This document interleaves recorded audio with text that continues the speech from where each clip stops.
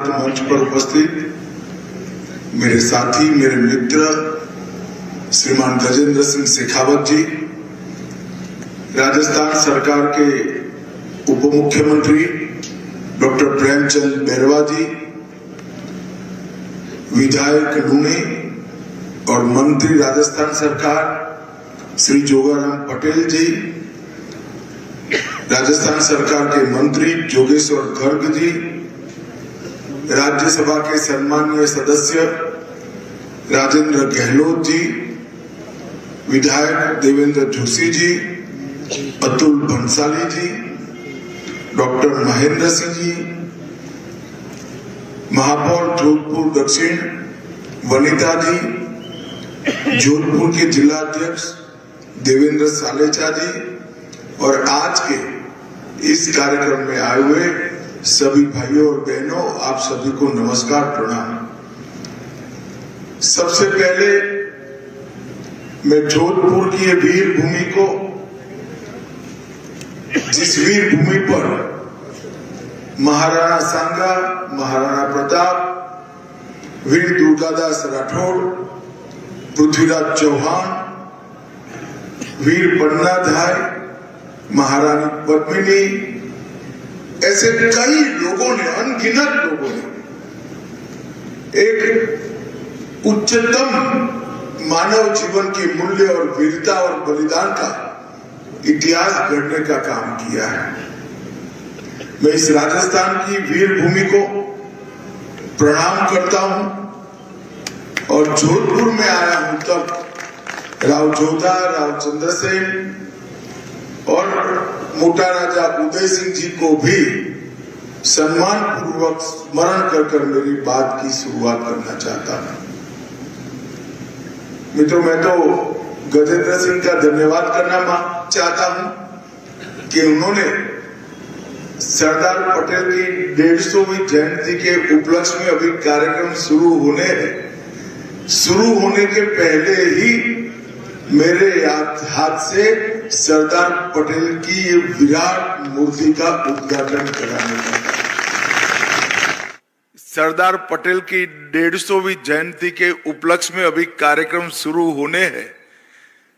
होने के पहले ही मेरे हाथ से सरदार पटेल की ये विराट मूर्ति का उद्घाटन कराने का काम।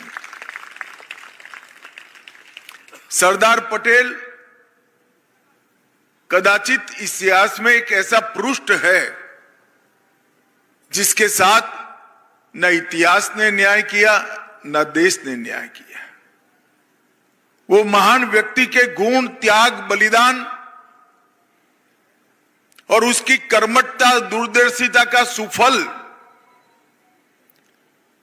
आज देश को चखने के लिए मिल रहा है। भाजपा का शासन आने के पहले वो व्यक्ति को उचित सम्मान और उचित स्थान भी नहीं मिला था। इतने साल हो गए एक परिवार की भक्ति में रची बसी कांग्रेस पार्टी सरदार पटेल का एक स्मारक भी नहीं बना रही थी। नरेंद्र भाई ने केवड़िया कॉलोनी में दुनिया का सबसे ऊंचा स्टैच्यू ऑफ यूनिटी बनाकर सरदार पटेल को सम्मानित करने का काम। सरदार साहब उनके योगदान को, उनके गुणों को भारत कभी नहीं भुला सकता। एक ऐसा व्यक्ति जिसने नाम, प्रसिद्धि इसकी कभी चिंता नहीं की और देश के सामने पड़ी कठिन से कठिन विपदाओं को अपने सर पर लेकर उस आयु में, बीमार अवस्था में भी दिन रात काम कर देश को उससे मुक्ति दिलाने का काम सरदार साहब ने किया। सरदार साहब न होते तो 556 से ज्यादा रियासतें एक होकर आज जो भारत का नक्शा दिखता है वो कभी नहीं दिखता। वो सरदार साहब का ही योगदान है कि आज हम भारतीय संघ के रूप में खड़े हैं। गुजरात और राजस्थान की कई रियासतें हमारे जोधपुर को भी अनेक षड्यंत्रों से मुक्त कराकर भारत के साथ जोड़ने का काम किया। और आज मैं आयोजकों को जरूर साधुवाद देना चाहूंगा कि इन्होंने जोधपुर सर्किट हाउस के प्रांगण में सालों सालों तक प्रेरणा दे सके ऐसी सरदार साहब की उत्तुंग प्रतिमा का यहां पर आज उद्घाटन किया है, उसको स्थापित किया है।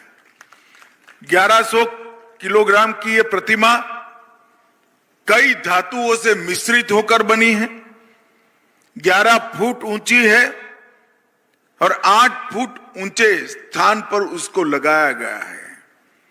इसकी हाइट भले 11 फुट हो, इसकी सुगंध युगों युगों तक पहुंचेगी, इसका मुझे पूरा भरोसा है। सरदार साहब ही थे जिन्होंने जोधपुर रियासत को महाराजा जोधपुर को समझाकर विलीनीकरण करने का काम किया। वो ही थे जिन्होंने जोधपुर एयरबेस को एक स्ट्रेटेजिक एयरबेस बनाने का काम किया और वो ही थे जिन्होंने पाकिस्तान की ईस्ट और की सीमा से वो एयरबेस बनाकर हमेशा के लिए भारत को सुरक्षित करने का काम किया। जब भारत की स्वाधीनता पर चर्चिल का रिएक्शन मांगा गया, चर्चिल ने कहा था ये देश स्वाधीन होने के बाद इसका आयुष्य कुछ महीनों में समाप्त हो जाएगा, खंड खंड बिखर जाएंगे।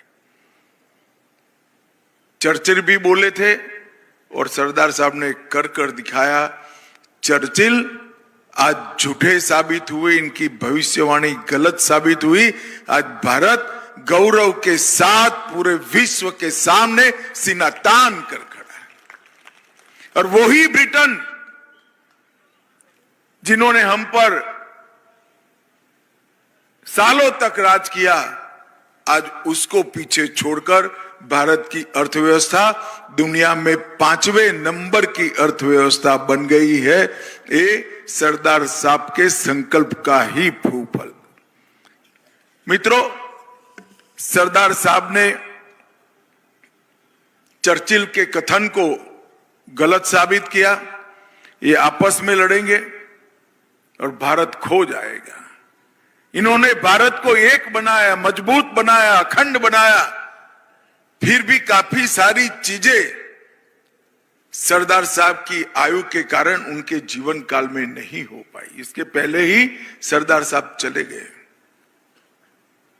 धारा 370, 35 से कॉमन सिविल कोड, सोमनाथ की तर्ज पर अयोध्या में भव्य राम मंदिर, ट्रिपल तलाक को समाप्त करना, एक मक्कम राष्ट्र के रूप में अपनी सेना और सीमा के अपमान को मजबूती के साथ जवाब देने की परंपरा खड़ी करना, ये सारे काम जो सरदार साहब के अल्प कालखंड में छूट गए, वो सारे काम अपने नेता और देश के प्रधानमंत्री नरेंद्र भाई ने 10 ही साल में समाप्त कर दिया। मित्रों, आज देश में धारा 370 का अस्तित्व नहीं है। कश्मीर हमेशा के लिए भारत का अभिन्न अंग बन चुका है। जिस मुद्दे पर जवाहरलाल जी से इनका गहरा मतभेद रहा कि इस देश में कॉमन सिविल कोड होना चाहिए, इसकी जगह जवाहरलाल जी मुस्लिम पर्सनल लॉ और हिंदू कोड बिल लेकर आए। वो कॉमन सिविल कोड लाने का काम भी नरेंद्र भाई के नेतृत्व में उत्तराखंड से शुरू हो चुका है। ट्रिपल तलाक समाप्त हो गया। सरदार साहब ने सोमनाथ के समुद्र के जल को हाथ में लेकर एक संकल्प किया था, हमारे अपमानित तीर्थ स्थानों का जीर्णोद्धार होगा, पुनर्स्थापना होगी। सोमनाथ तो बन गया, मगर कांग्रेस की विकृत नीतियों के कारण 75 साल तक अयोध्या में श्री राम मंदिर नहीं बना, वो भी नरेंद्र मोदी के शासन के अंदर राम मंदिर बनने का सालों तक हर रोज आतंकवादी अंदर घुसते थे, पाकिस्तान से बम धमाके करते थे, हमले करते थे, गोलियों से हमारे नागरिकों को भून देते थे और कोई जवाब नहीं।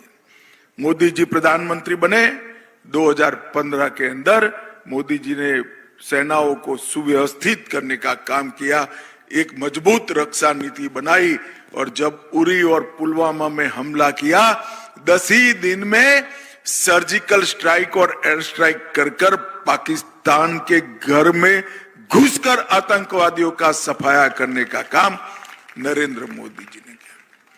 उस वक्त सरदार साहब तो नहीं थे, मगर मुझे मालूम है कि इनकी आत्मा जहां पर भी होगी अत्यंत प्रसन्न होगी कि आज जो उनके अधूरे रह गए थे वो सारे संकल्प नरेंद्र मोदी जी के नेतृत्व में पूरे हुए हैं। इतने महान व्यक्तित्व को अपने परिवार का, अपनी पार्टी का दबदबा बनाए रखने के लिए अपने मतभेदों के कारण विंडिटिव अप्रोच का परिचय कराते हुए गांधी परिवार ने सालों तक भुलवाने का प्रयास किया, मगर मित्रों सत्य को कोई दबा नहीं सकता। वो हमेशा उचित समय पर सूर्य की भांति दैदीप्यमान होकर बाहर आता है। आज सरदार साहब को भारत रत्न भी मिला है और संसार के सबसे ऊंचा स्मारक आज सरदार वल्लभ भाई पटेल के नाम से हो रहा है। हमने 2 वर्ष सरदार पटेल की 150वीं जयंती के रूप में मनाने का तय किया है और ये 2 वर्ष मोदी जी का ये निर्णय महान भारत की रचना का नींव डालने का काम करने वाला है। मोदी जी ने हमारे सामने एक लक्ष्य रखा है, एक संकल्प रखा है। 140 करोड़ भारतीयों ने इस संकल्प को स्वीकार किया है कि जब 2047 में आजाद भारत की शताब्दी मनाई जाएगी, उस वक्त हमारा भारत हर क्षेत्र में संसार में नंबर 1 पर होगा। एक सुरक्षित, शिक्षित और संस्कृत राष्ट्र के रूप में इसकी पहचान होगी। यही तो स्वप्न था हमारे आजादी के सेनानियों का और वो स्वप्न को साकार करने का कल्पना भी करने में 75 साल लग गए। मुझे विश्वास है ये अमृतकाल हमें हमारे गंतव्य स्थान पर जरूर ले जाएगा और आज जो सरदार पटेल का एक सुंदर मूर्ति यहां पर लगाया गया है, 11 फुट ऊंची और 1100 किलो वजन वाली ये मूर्ति निश्चित रूप से इस क्षेत्र के युवाओं को सरदार साहब के सिद्धांतों की याद भी दिलाएगी और प्रेरणा भी देगी। मैं अतः सभी आयोजकों को पुनः खूब खूब बधाई और अभिनंदन देकर मेरी बात को समाप्त करता हूं। भारत माता की जय। वंदे मातरम।